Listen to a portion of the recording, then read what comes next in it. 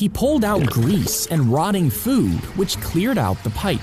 But the restaurant refused to pay, saying it was too expensive. So the next morning, he came back with a balloon. He stuffed it in the grease trap and inflated it, blocking off the pipe. And this would flood the kitchen with dirty water. He told them he wouldn't remove it unless they paid him within the hour. Left with no choice, the owners handed over the money, and the plumber removed the balloon. There was a staircase in the middle of the village that led straight into the sky, with no end in sight.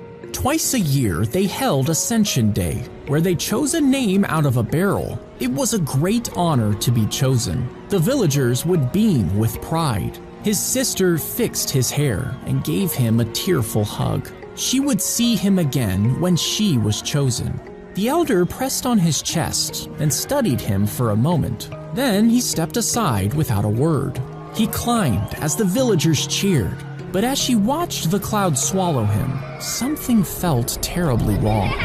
Later that night, she snuck through the village and got to the base of the stairs. Climbing them without being chosen meant your name could never be called. If she did this, she might never see her brother again.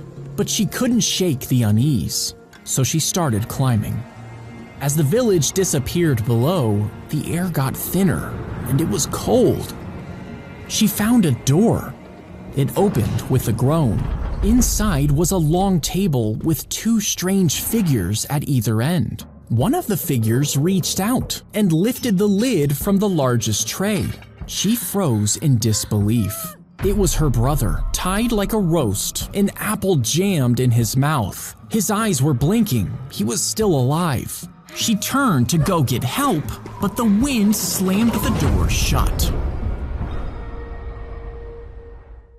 If a frog grew to the size of a car, it could definitely swallow you whole. But frogs eat by opening their mouths wide and sucking in their prey. Now, even if it managed to swallow you, it can't digest something that big. It would eject its entire stomach through its mouth, flipping it completely inside out, forcing you up its throat. Then the frog swallows the stomach back down, putting it back in place. The popcorn is poured into the chamber, and the lid is screwed tightly shut. Next, a small stove is lit, and the chamber is balanced over the flame. A handle on the end rotates the chamber, and this heats the metal evenly, causing the kernels to pop.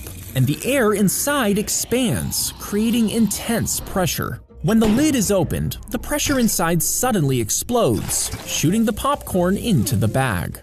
The old saw blade is cut using high-pressure water jets. These are powerful enough to cut through steel, but they leave a rough edge. To fix this, the metal is spun around with soapy ceramic pebbles, and these slowly polish it down. Once it's smooth, the edge is heated until it glows, and it's quickly cooled in oil to harden the steel. A handle is attached to the end, and finally, the blade is sharpened, making a new knife out of an old saw.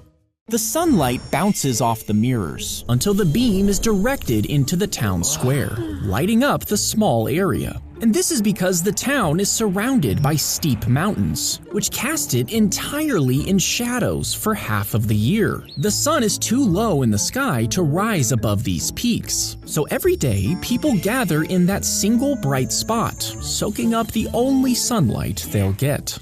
If you pull the emergency door handle during a flight, most people think it would fly off and passengers would be sucked out. But the cabin pressure actually locks the door tightly in place, making it impossible to open mid-flight. These doors only work on the ground, but just attempting to pull the handle triggers alarms and alerts the crew. Flight attendants will intervene, and in serious cases, the flight might even be diverted for an emergency landing.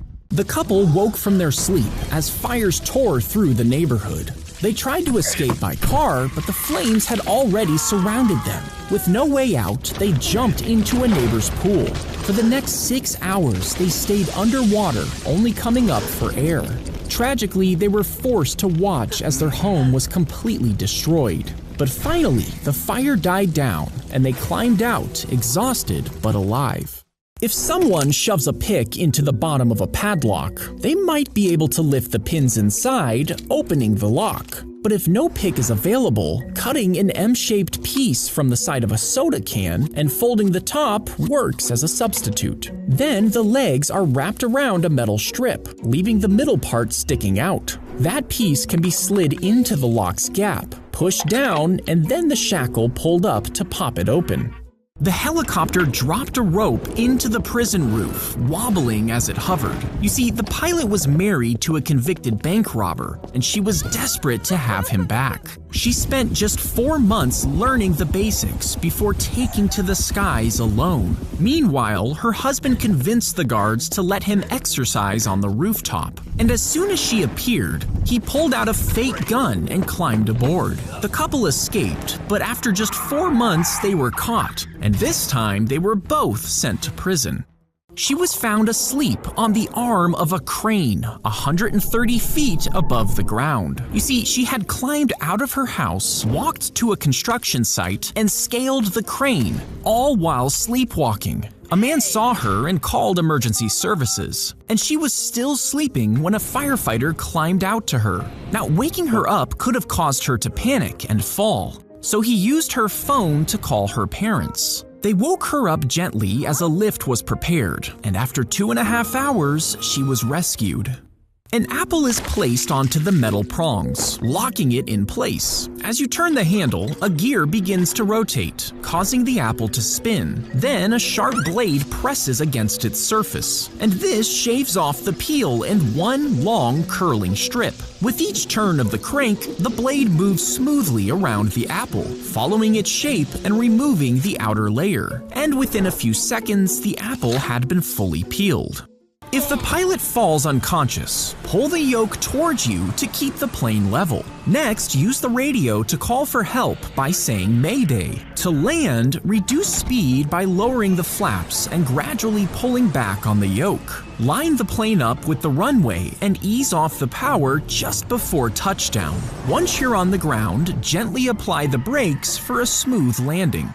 2 pans caught fire on his stove. Panicked, he grabbed one and threw it outside, only for it to land in the back seat of his convertible. He grabbed the second pan, but he tripped, and it landed right on his couch, igniting it. In minutes, his home and car were engulfed in flames. It seemed like an unlucky accident, but investigators were suspicious. And they found that there was no way a fire could have started this way. Turns out the man had started the fires himself to get insurance money. And instead of cash, he got 5 years of probation. If you built a giant fan as tall as a skyscraper, you might think it would blow a tornado away. But tornadoes form when warm, moist air collides with cool, dry air, creating spinning winds that can move at over 300 miles an hour. And even the strongest fans in the world can't match that amount of force. To stop a tornado, you'd need a fan as big as a mountain and a massive amount of energy. And even then, the storm might still overpower you. They would cut the glands from the beavers' butts and squeeze them until a yellow goo came out. Now, this goo smelled sweet because of the animal's diet, and it was used in some foods as an alternative to vanilla. Eventually, it was replaced by chemicals that have the same flavor, but some perfumes still use beaver goo to this day, and you might even find it in your favorite whiskey. A giant slingshot can be used to launch rockets into space. This works by spinning them in a huge circular chamber before launching them at hypersonic speeds. But this only works for small cargo rockets. If we tried to launch a manned rocket like this, the wind resistance would tear it apart as soon as it left the ground. Even if it did survive, the G-force would be thousands of times higher than a regular rocket launch. And this would crush both the rocket and the crew, making human travel impossible. When you bow your head, a small weight shifts inside the hat. This releases a spring that begins to unwind, powering a rotating arm attached to the hat. The arm moves upward, lifting the hat off your head in one motion, mimicking a salute. When you stand straight again, the spring starts to relax, lowering the hat back down. Then the spring winds back up, ready for the next salute. The device was created for a hands-free way to salute, but it never caught on.